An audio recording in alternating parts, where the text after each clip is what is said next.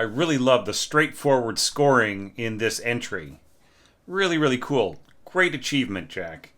So yeah, I mean, and it's all workable pretty much. I mean, there's going to be some things that you're going to have to adjust, but you know, pretty much it's you know, it's a pretty damn good score. Let's just talk a few things, a few basic things about balance, because this is probably going to be something that I will come back to again and again as I'm giving you advice in this evaluation, and that is really try to back off your brass, you know, down a dynamic notch, especially when trying to blend with winds and strings, right? If you have a texture like this, you know, you probably noticed in that mock-up that right at the beginning, the horns really seem to kind of overwhelm everybody else with their overtones, and that's absolutely true. You know, the mock-up is telling you what is going to happen, right? If you write chords like this for the horn, and especially reaching up to F sharp, which is a fairly, you know, it's getting into the high range of the horn,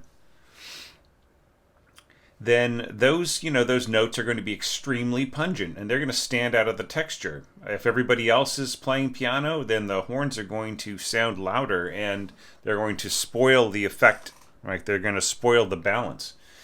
There's absolutely nothing wrong with marking these horns pianissimo and everybody else piano. However, there's an overall problem with the dynamics in this entire first passage, and that is, where are you going, right? There are so many hairpins that are stacked in a row, and they don't really seem to do anything. Do you know what I mean? Sibelius will literally understand hairpins to be increasing the dynamic each time. So, like, if you're starting from piano, then this is mezzo piano, that's mezzo forte, that's forte, and then this would be fortissimo right in the middle. Well, if that's true, then why is your second violin piano, right? But if you just intended to get to start from soft and get a little louder, and then jump back down to soft and then get a little louder again, that would be like more there's some romantic music, especially romantic piano music, that has, you know, that sort of treats a series of hairpins in a row to be just like, you know, just kind of surging, like the same kind of surge. But do you want that over and over again? I mean, do you really want that kind of effect, right? So it's either that, or else you intended to go from piano crescendo to something, but I mean, it's got to be crescendo to more than piano, right? Because why are we marking the flutes piano, right? I mean, if we're going piano crescendo to, say, mezzo forte, then why shouldn't the first flute come in here at a mezzo forte like everybody else, right? So I think you need to rethink the dynamics here considerably, right? Now, just as the horns need to be marked down a bit, the harp needs to be marked up a bit, right? Now, usually I frown on the idea of harmonic mix, I usually frown on the idea of dynamic mixing. That's, in other words, you know, this guy's mezzo forte, that guy's mezzo piano, that guy's forte, that guy's poco forte, and so on. Like, everybody has a different dynamic marking on them. All right, so I usually frown on that. However, generally speaking, if you're trying to get a textural blend between brass versus strings and winds, then the brass needs to be down a dynamic notch, and harp needs to be up a dynamic notch, at least, right? So in order to get this E to stand out here, like if you really want that to be then you would need to mark this at least mezzo piano, if not mezzo forte. I mean, you can exaggerate. Sorry, I just bumped into my microphone. You can exaggerate slightly when it comes to the dynamic of the harp, because like harp is so soft compared to the rest of the orchestra. It just really needs as much help as it can get. Okay, so once again, and where's the dynamic going to? If you ended up here and this was mezzo forte in the strings and winds, right? Winds and strings. Forte in the harp, and mezzo piano in the horns, that would be perfect. right? That would be dynamic mixing, but it would be realistic and the kind of scoring that you'll see in, Stravinsky, Holst, so on. They're like people who are being conscious of those balances will do that kind of thing. Okay, so yeah, but just needs to like you can't just have stacks of hairpins that are the same pushing outwards and pulling inwards, right? Just you really have to sort of commit to a single hairpin. And having said that, it's a little unfair because I think Lili does that a little bit in her score as well. I'm just taking a quick look over here at my other computer. Yeah, so I'm actually looking at the beginning right now, and yeah, she does have 4 hairpins in a row. So I know it just kind of seems unfair, right? But yeah, you just have to get past that in terms of your own scoring for orchestra, right? It's just it's a more of a pianistic thing that she's doing. So yeah. Anyhow, let's move on. All right. So it's still, besides all of that, all you need to do is just balance this, and you've got a great bit of scoring right in there. It works fine. I like the fact that you have shorter slurs for the string players so that they can bow really nicely. The most natural bowing you could possibly be working out here in terms of a pattern is down, up, down, up, down, up. You know what I'm saying? It's like that's the most natural way for this to be scored. But you are aware of the fact that there can easily be longer slurs for your wind players, and that's all worked out nicely. Now, this I really like in here. This bum ba da dum bum, the way that you got it scored. So here we've got kind of like a massive unison here for your winds, but just really simple scoring of accompaniment in here. Now the harp right in here, like just such a big stack of winds right in here, and then the horns competing in the mid range. Nobody's going to hear this harp right in here. If you really want the sense of kind of a plucked sound right in there on these pitches, give it to your strings, right? Have the cello play those notes right in there, right? And then you'll hear them. But aside from that, this actually works really, really well, right? Because you've got all the weight in the melody. So you need kind of a matching weight below in the horn. So in this place, I wouldn't change the dynamics of the horns. I'd say, okay, piano is fine, right? And here, I would say A2 in the bassoons, all right, to match everybody else, rather than just first bassoon, as it seems to suggest, right? And then that all together with the double basses down here. That's really, really nicely done. Da da da da da da da da. And here you've got the actual melody. Da da da da da is the actual melody. And the F sharp is just a harmony note, right? But it's okay. You don't need to overdo it. It all worked out fine. Okay, now we've got our little bum bum bum bum. And I thought that this was actually kind of cool, the way that you scored this out, the horns and the strings together. Now, if you really want your this to really be about the horns, then just leave it the way that it is, right? So like this is going to be horns out front. However, if you want it to be a blended sound between horns and strings, then mark down the horns, right? To mezzo piano or even piano. And also match the lack of slurs, right? So here I think you really want a down up, or down up down is actually how I probably would bow it out if I were the concertmaster of a school orchestra. So if you're going to have like bow accent, then you really don't want da, right? So this is what whenever you slur into an accent, you're telling the player to push with their diaphragm, right? Da, as opposed to if you just, like, let's say there were no slurs here, ta ta ta ta, right? So you get an actual ta, with the player's tongue, right, rather than just pushing with the tummy, right? And even better here, this middle voice right here that has the resolution tied into it, right? So I would say just don't slur at all except for right here, right? Just make that into a slur, right, to match what's going on in the second violin. Then here, you are slurring and playing really softly, and that's a beautiful contrast, right? You might even be able to cut the strings completely, go staccato in this bar, and then just go like contrast straight here. But don't change your ideas too much just because I'm suggesting this, right? But yeah, but that all works great, right? Okay, so now, bum bum bum bum bum. Now here you don't have to really worry about balancing or anything like that because you are because it's like all brass, right? So you know. If you really are really worried about the horns matching the force of your heavy brass right in here, your trombones and your trumpets, then what you could do is just drop this part right here onto your lower staff so that it's doubling, right? So that everything is unison in the horns, and then match that up with your heavy brass, and then you get the absolute best possible result in terms of making sure that the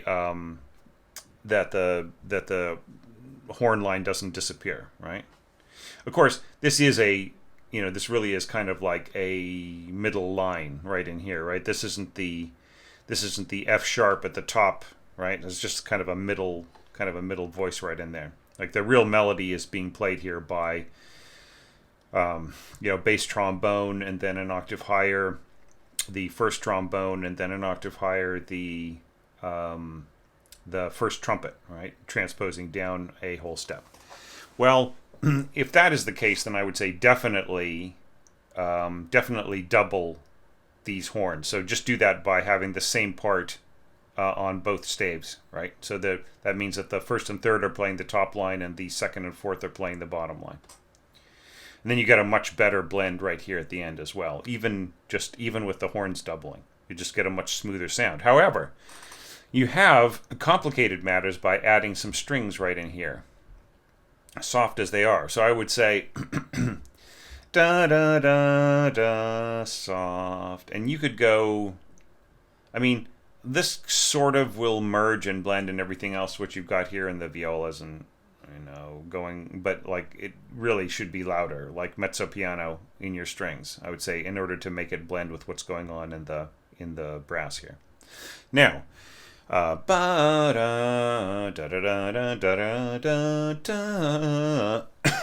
all right. So far you've been fairly okay with your slurring, and I like this da da. Da da da da. Right, we got portato right in there. Da da da da. Right, I mean, just thinking about, is that the only way that you could have bowed this? Could it have gone da da da da da da da? And then da da da da. Right, so there's just a bunch of different ways for this to slur, right? So where is the bow going to hit? What particular pitch needs emphasis? I mean, like for instance, right here, if you just really want this to, if you have all these other instruments that are going to land on this with a bow, then shouldn't the first as well, right? So I would just think about all those things, and also what do you want tongued, right? Where do you want the articulation? So somebody left a remark like about tonguing and double entendre kind of like so look, it's just you're gonna have to just deal with it, okay? There are lots of embarrassing words, and the people will always snicker at the back of the lecture hall, but that's fine, okay? Just so long as you learn something. I don't care. I actually have got the worst sense of humor. I'll try to make a joke out of everything, and half of the things that I make jokes about are probably really stupid and tasteless, so I just always throw them away. So anyway, don't worry about me. All right, so going on.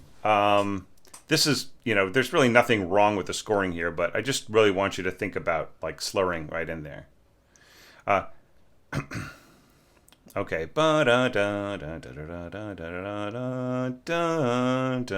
kind of neat that you throw in just a little bit of trumpet right in there. It doesn't hurt at all. And, just gives you that little bright color for a second. Left out a dynamic right in here, right? Should be forte along with everybody else. And, yeah. And I would say also, if you're going to go portato on your strings here, do the same thing for your lower winds right in here. Now here, yeah, I just really feel like you just lose any sense of emphasis on any specific note when it's all da da da da. Right, this is the first place that you actually have a tongued articulation. Right. So, are any notes special enough to get hit harder? To get a tongue on them? Right, like right here. Look, you've got it in your other wind instruments. Why not for, the two oboes? They have a lot of punch to their articulation. Okay? So just like really try to more uniformly and more emphatically line up where the beginning of your phrase is. I mean, even here, what is the need of having this as one long tied note just because it was like maybe held in the bass of the piano? Would punch have worked right in here, just like emphasizing that note with a just by another bow? Okay, anyways, so all that aside, this is really cool. I like the way that you got these really bright trumpets, and you got the horns sticking out right here, and this little bit of winds right in here, and this little bit of strings right here pushing at the beginning of the winds. That's all very cool. And then little resolution here. So yeah, so that's all really nicely done. I just really like this first screen. I like the whole thing, but I feel that the real strength here is that you have kept it straightforward, not simplistic, but like it's quality scoring that is, it's got a really good sense of proportion between the different sections, right? The different ways that you are scoring, the contrast of the textures and approaches, the melodic instruments, everything else, it's all fairly well done. Okay, and yet it's not like exaggeratedly complex, right? It's just really, you are, and that is actually something that I appreciate, because that's closer to the way that I score. I do occasionally work with some very complex textures and so on and so forth, but the underlying effect of what I want to do with my orchestration is actually pretty straightforward. And I feel that it ends up being really effective because everybody works together musically in a really nice way, and that's something that you are doing here. All right, let's take a look at the next screen. Okay, now here, more of the same. So with mutes, you've given yourself plenty of time to put mutes on. So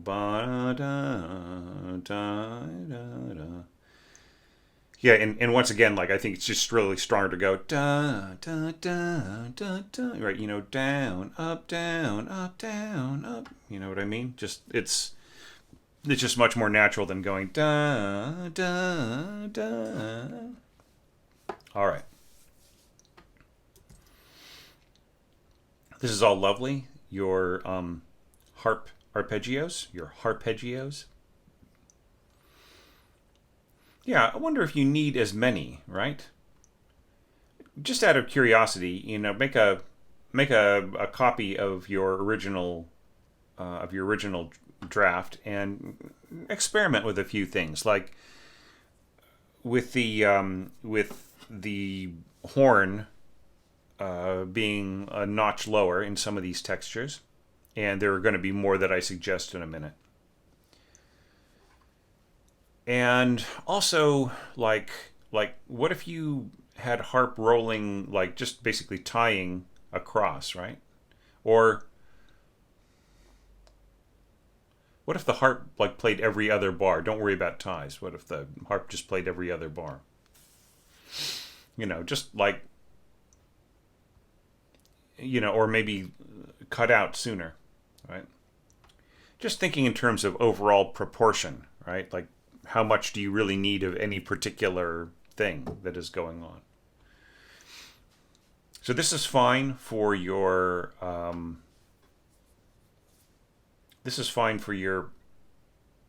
for your parts. Excuse me, for your score. I don't think you really need the ottava until you get pretty much close to the end, right here. Like, I would say like probably from this D, like up to the C sharp. If we were to just be really clinical about it, I would probably finalize your score like this. You know what I mean? Or even farther with these last two notes, because the players can really read stacks of notes. It's not a big problem. Although, that last really high F sharp, here you're starting to get into places where you think like, should I use an artificial harmonic there right at the end, right? Would that be an easier note to play or just to manage? Because like, you're really asking the player just to go way up to the very top, and they're going to be playing so softly anyways. The other things around them are going to possibly have more effect, like the overtones of the higher winds, might end up being kind of clearer, even though they won't necessarily be playing those pitches. Okay, so so here it says divisi A2, so that might be like this might be intended to have gone down here, right? That's probably what that means. And this is all fine. This is actually a lovely idea of the horns stacked with clarinets and flutes. You get this really cool sound, right? And when I say cool, I don't mean, hey, cool, daddy-o, why don't you lay some skin on me? I don't mean like that. I mean cool in the sense of like a cool color, like blue or green, right, or purple, as opposed to like a warm color, like red or yellow or orange, right? So it has that kind of sense of calm. So it's a really good accompaniment, that kind of color, for this like muted instruments climbing higher and so on and so forth. Okay. So this all works fine. Now, we have to have a big talk about what you do past C. Here's the problem, my friend. And that is, if you look at the piano score, it's working very much like a piano, like the opening statement, da da da dum. The piano's the piano's dynamic strength lets go very, very quickly. So you can just put these little falling rose petals in at pianissimo, right? However, that's not the same thing as the orchestra. The orchestra is holding on. They're sustaining these notes at a much greater strength. They're not just, it's not like the biggest power that the note gets in a piano tone is like right at the beginning. It's the attack. And then the sustain is much softer, right? But brass instruments especially, not to mention winds and strings, they will maintain their level of sustain, right? Their level of dynamic. So if you have this beautiful kind of combination of chord and theme notes right in here, and you put these little falling rose petals over them at pianissimo, you are not going to hear them, right? If you really want this to be pianissimo, you have to back off way early, right? Just like Da da da dum. By the time you get to here, so I would say put in your diminuendo here, right? So by this note, it is pianissimo, and the same thing goes for your horns, right? Maybe your horn should be pianissimo as well, right? Just to balance things out with your thematic stuff and with your very low flutes, right? Look at how low these flutes are. Like they're in their weakest register. And you are putting these notes right above this written A sharp sounding D sharp, right? So this is you're sort of making an interval of a minor third between the sounding D sharp of this top note and the written and sounding F sharp of this note here, right? So these horns had better be pianissimo already, right? So maybe that is the way that you should handle it. Start off here, incredibly soft here with your horns, just really a very backgroundy kind of a sound. And ba-da-da-dum, and bring down the melody when you get to here, and then you can keep these little falling rose petals at pianissimo. Okay, so that solves that problem. And there aren't any huge problems with the scoring here, aside from the fact that you're stacking flutes on top of horns, which, like the horns, the resonance of the horn has a tendency to cancel out what's happening in the flute. Like this is way better to be played on clarinet if you want the timbre to balance better, but it'll work so long as you really bring the horns down. Okay, now the problem starts to escalate with each passing phrase, 4-bar phrase. It's a greater and greater inequality with these falling rose petals, right? So mezzo piano, sustained, going on, and then, I mean, you can hear it in the mock-up. Just have a listen to that again. You can hear that, like, we just really cannot hear the falling rose petals until about halfway through this bar, if that, right? And then mezzo forte, it gets even worse. You can't hear this at all. So the answer is to just really balance things more. Horns just a notch underneath everything else. So I would say the flute does not need to be under the strings. That's fine. So everybody mezzo piano crescendo, right? That's fine. And then the horns, piano, right? And then your falling rose petals, piano. Not pianissimo anymore, right? And then you get to here, same thing, mezzo forte with your strings and winds, mezzo piano with your horns, and they're getting kind of high there. F sharp, I mean, it's doable, just about. It's like that's the kind of thing that horn players hate to do, is play a high exposed note soft, right? That just drives them nuts, but they'll do it. But I'd say, what's wrong with having the having your trumpet player play that note up there, right? Which would be concert B, and for the B flat trumpet player would be a written C sharp, right? So I would just say, like, have that top note if you really want that. Mezzo piano for everybody, softer, to have the top note played by trumpet. And just, everybody soft, stay out of the way, softer than all the brass, softer than the strings and winds, and then these guys can be mezzo forte.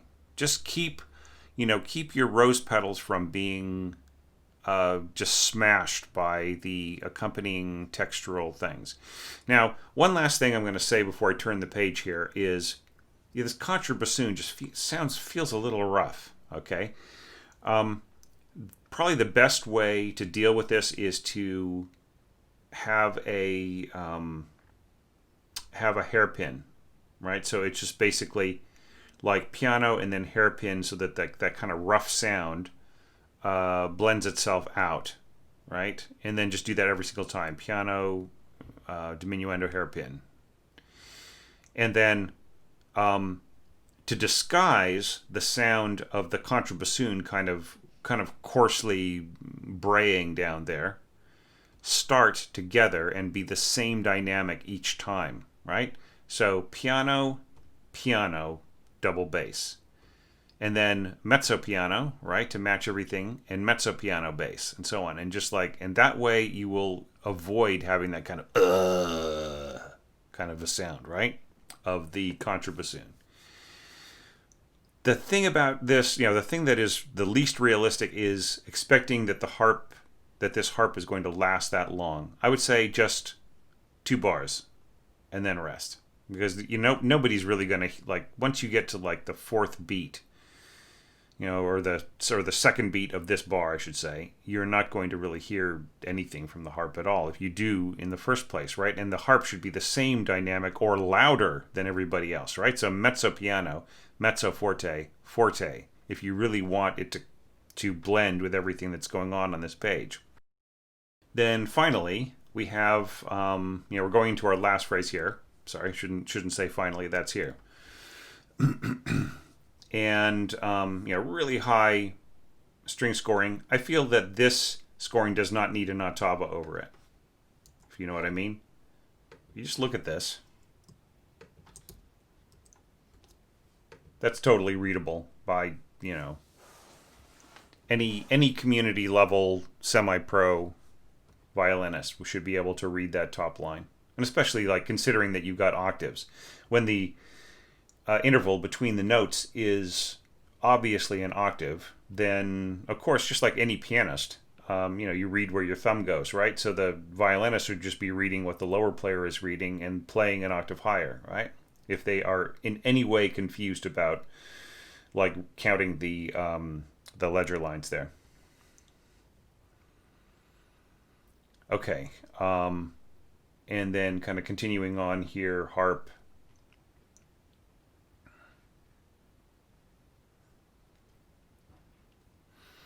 Okay, and this is all good. And then, once again, like you're having your second violins play the little rose petals. Yeah, they're not going to be heard, especially over these 8 winds playing this chord, right? So once again, you've got to balance. You just have to decide, in contrabassoon. So you also have to think about the arc of this. Do you want everything to get louder and louder and louder and louder and then suddenly release and then you're back to pianissimo? Or do you want it to get louder and louder and louder and then on the fourth one get a little softer and then play really soft at the end? So I think you just have to decide, do you want like to fall off the precipice right here at the end, or do you want to have just a slight pulling in at the end? By the way, with all these little cascading figures, I would say if you are going to boost them in dynamic, then definitely have little hairpins at the end of each of those phrases going back, right? And I'm mentioning all of these possible fixes for you because I think just as much as any other score I've suggested this with, you should try to get this read. Okay, my master plan, my master plan is, part of it would be, wouldn't it be great if a lot of these scores got read all over the world? If people were saying, wow, a lot of people are arranging this Lili Boulanger piece, I wonder what that's all about. And then they maybe one of them or one or two of them says something about the orchestration challenge, and conductors and concert programmers and stuff get more interested in Lili Boulanger and maybe even in some of the other pieces that people have orchestrated for these challenges. Okay, so ending right in here, divisi A4. Okay, and then so this is all fine. Once again, I don't think that. Okay, so I feel that this should be played. At least the top octave of this should be played as single separated notes. Okay, in fact, I think the whole thing should be played by single separated notes, not slurred notes, right? So just each note bowed separately. It is so slow here, molto rallentando, right? Each note should be separately bowed, and the upper notes should be played as artificial harmonics, right? And then it just becomes incredibly simple. And I would just say, add another bar to this, right? And just have like same thing as this, having Divisi staves. So another Divisi staff with just like the lower part should be written without an ottava because it's completely readable, and then the higher part should be written 2 octaves down as artificial harmonics, right? Which sounding 2 octaves higher, if you see what I mean. Okay, so yeah, and then this is all fine. That just like a little solo cello right in there, and I don't think this needs to be. I don't think this needs to be slurred either, unless it were like if you did this. This might be an interesting thing to do. I need my keypad back. Right? If you did it as portato, right? Right? But I think you just sort of lose the kind of bell-like effect that was in the original piano score. But everything else is really cool. Wow, just what an awesome score. Really enjoyed looking at it and giving you advice on it. And yeah, I mean, it's great to have you supporting on Patreon. Just and it would be great to hear your perspectives on some of the other pieces here. Maybe take a look at some of the other Brev participants. If you might actually even know them. I'm actually finding that a lot of my orchestration challenge participants are actually like have gone to school together or know each other online outside of the group and stuff. So if anybody, especially anybody else comment on their score and see if they'll comment on yours, and just really watch a few more of these and see some of the other perspectives. And I mean, it's like I could say, hey, everybody, learn from other people's scoring and so on and so forth. I am learning. You know what I mean? There are like lots of things that I've never really put into words about my craft, and then I will find the words to think about them. And that's actually where a lot of the second book comes from. Problems that were posed by different orchestration challenge entries found their solution in the tips that are in that book. So yeah, so please, have a look at some of the other entries and yeah, look, I mean, I would love to see your next take on my next challenge. It would be great to count you amongst our Brev participants once again. So thanks. I think I'm going to stop now. I have evaluated 4 scores today, and it's about 3 hours total of using my voice in a row. So I think I'll take a break now, but wow, I just really enjoyed this so much.